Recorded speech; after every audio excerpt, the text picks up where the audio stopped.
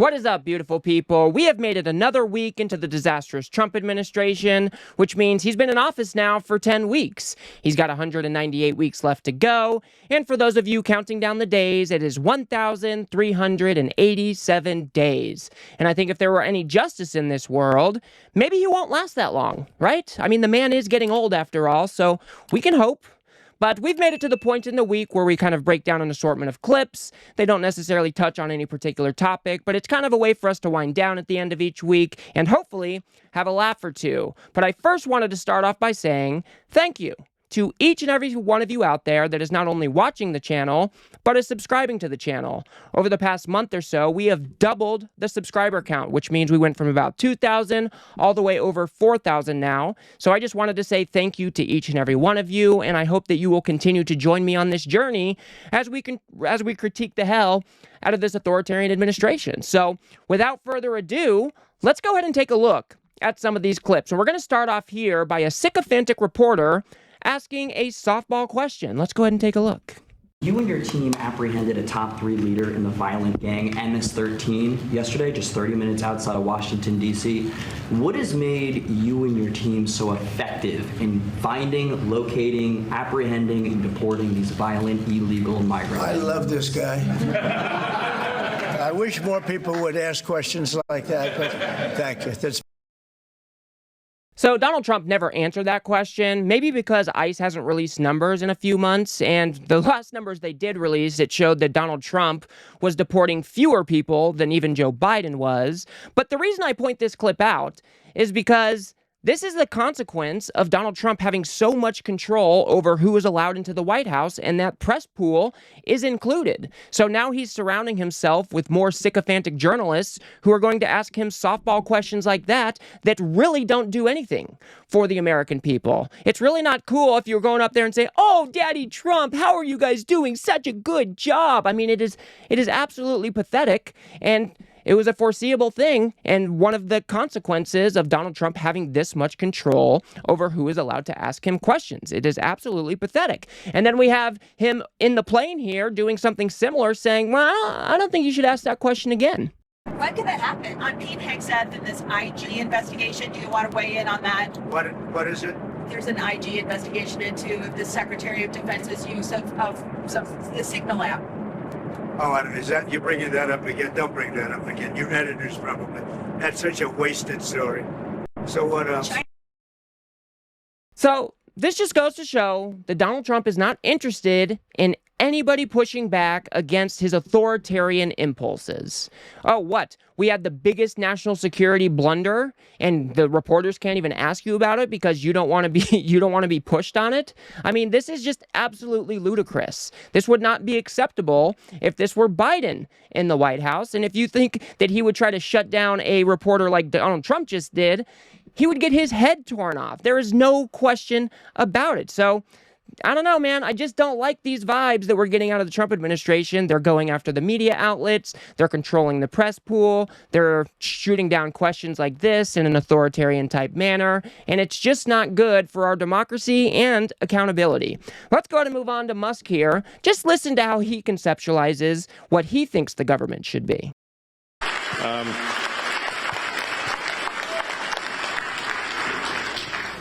You know, when the United States was formed, there were only, you had the Secretary of State, the Secretary of War, which I think is a more accurate name than Defense, but it was Secretary of War for a long time, and you had the Secretary of the Treasury, and you had the Attorney General. That was it. And if it were entirely up to me, I'd be like, let's make it like that again. This man is so stupid, and they really need to make sure that he's not allowed in front of the cameras ever again, because he is just a terrible, terrible speaker, and I think he's doing untold damage to this administration. So if they knew what was good for them, he wouldn't be allowed out in public like this, speaking on behalf of the Trump administration. But as you can see here, Elon Musk doesn't know what he's talking about. At the time that this country was formed, I think the population was about 2.5 million. And now we have what, near 325, 330 million people, and you think the entire government should be consisting of 5 people? I mean, it is just an absolutely ludicrous thing to say. Of course, as our population grows and the services that we expect our government to fulfill, the government might expand a little bit.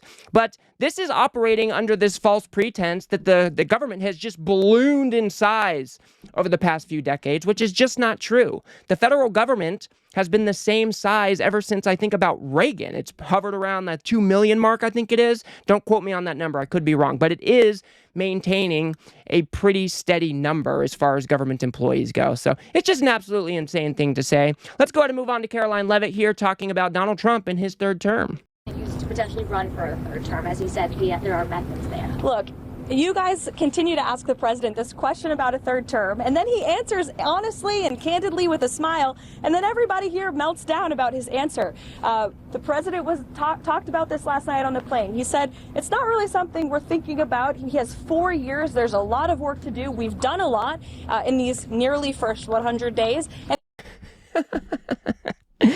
Donald Trump is the one who opened his mouth and put this into the ether. It was Donald Trump who did that. And now Caroline Leavitt is getting all indignant that people are going to ask her about Donald Trump actually trying to run for a third term. I mean, what is wrong with these people? Donald Trump put that out into the media so people would be talking about it. And then you got his press secretary trying to play cleanup and saying, why are you even asking me about this? He told you what he wanted to do. I mean, these people are absolutely pathetic. Let's move on to Larry Kudlow.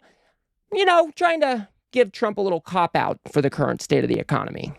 I mean, it's not Trump's economy until he gets his whole package through. That's the deal. First quarter is certainly not his economy. And Bidenflation is also not his economy. Anyway, I got a job.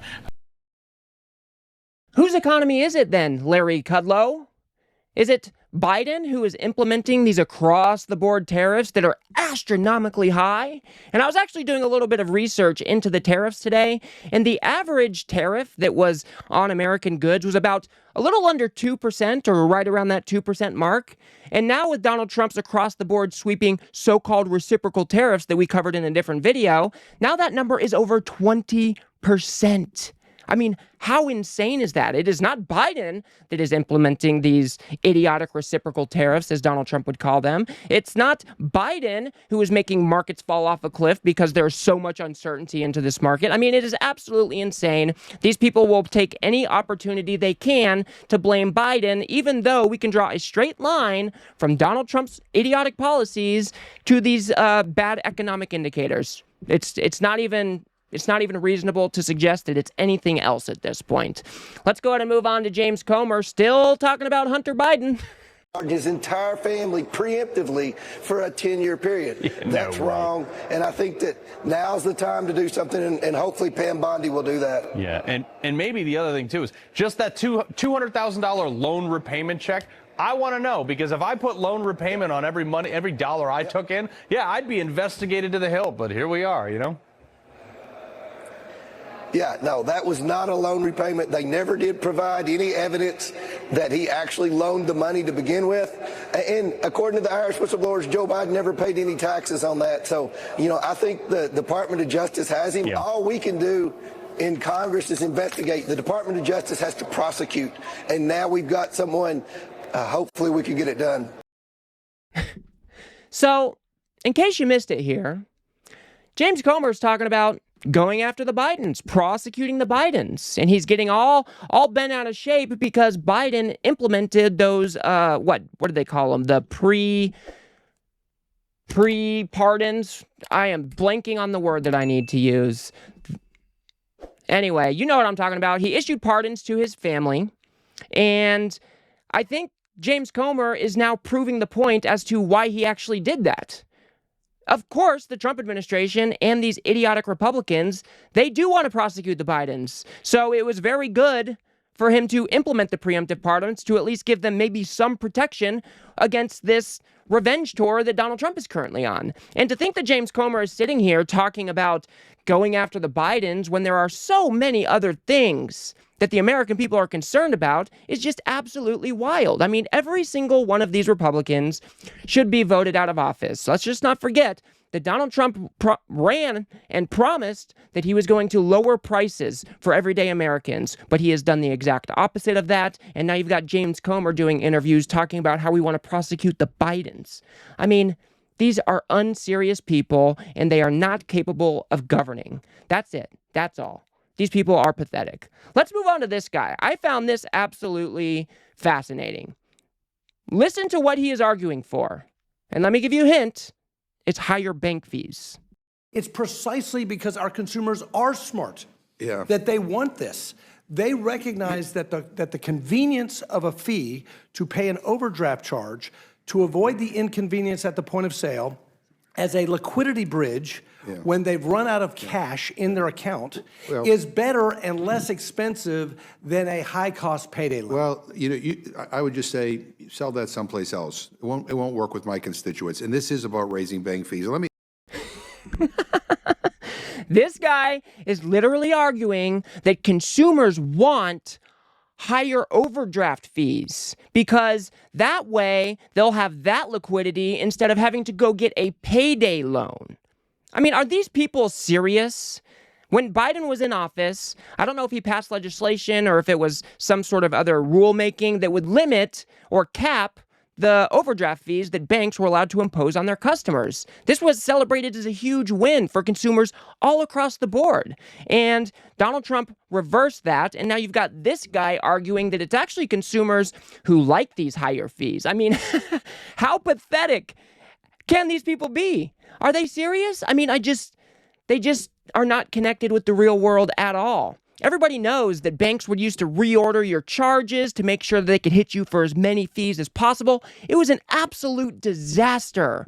And so, no, I don't think consumers are down with 35 or 45% or $35 or $45 overdraft fees. It's just an absolutely insane argument to make. Let's go ahead and move on to Lutnick talking about strong beef. I mean, the European Union won't take chicken from America. They won't take lobsters from America. They hate our beef because our beef is beautiful and theirs is weak. What is he talking about? They don't want to take our beef because ours is big and strong and beautiful and theirs is weak. What is wrong with these people? Why do they talk like this? What is going on here? I am dumbfounded that this is what he is actually saying. He's trying to defend Trump's tariffs by saying that, oh, well, the EU markets won't take this or they won't take that. But then you're going to say it's because our beef are nice and beautiful while theirs is weak. What is wrong with these people? Oh, man. I really got a good laugh out of that one. Okay, let's move on. Here is Cheryl Casone. She's over on Fox News, and she's celebrating that the Dow Jones is only down less than 1,000 points. Just want to let our viewers know that we're now below 1,000 on sell-offs, on the sell-off of the markets. The Dow is now down just 984 points. So I'm not saying that that's equated with the jobs report, Joel, but we are seeing a little bit of a pullback on futures as far as every once in a while, good news means good news. And oh man, these people are really struggling, aren't they? It is the Donald Trump reciprocal tariffs that have markets falling off a cliff right now. And they were down, I think, almost 5%. I'm talking about the Dow Jones was down about 4 or 5% on the first day. It's going down another 3 or 4% on the second day. So we're talking about a total loss of between 8 and 10%, somewhere in there. And these guys are celebrating that it was down 1,000 points, but now, guys, it's only down 984 points. These people are killing me. I mean, at least they give us some comedic relief in the midst of all of this disaster and this chaos and this incompetence that the Trump administration is making our country suffer through at this particular time. So let's go ahead and finish off with this clip. As many of you probably know, the Wisconsin Supreme Court race was this week, and the so-called liberal Supreme Court justice won that race by a hefty 10 points. And here is part of her victory speech.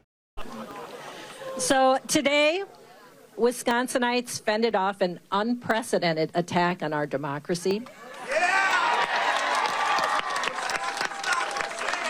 That's right. Our fair elections and our Supreme Court. And Wisconsins stood up and said loudly that justice does not have a price. Our courts are not for sale. This is just awesome. This is going to have hopefully some really good knock-on effects because the liberal did secure that seat. But the reason I point this out is because I wanted to show that when we come together, when we put in the work, when we build a coalition, when we turn out people to vote, even with Elon Musk on the other side of the ticket dumping millions upon millions of dollars, we can still win. And I think that that should be a glimmer of hope for each and every person out there who is against this Trump regime. If we come together, if we work together, we have the better story. We have the better policies. We have more fairness. And, you know, we just need to realize that, because with this authoritarian administration doing all of these batshit crazy things like sending innocent people to an El Salvadoran prison, shutting off federal funding, firing tens of thousands of employees, I know the future looks bleak. But we have moments of hope like this that we need to latch onto and use it for inspiration and motivation to make sure that we are putting in the work right now so we can win in the future.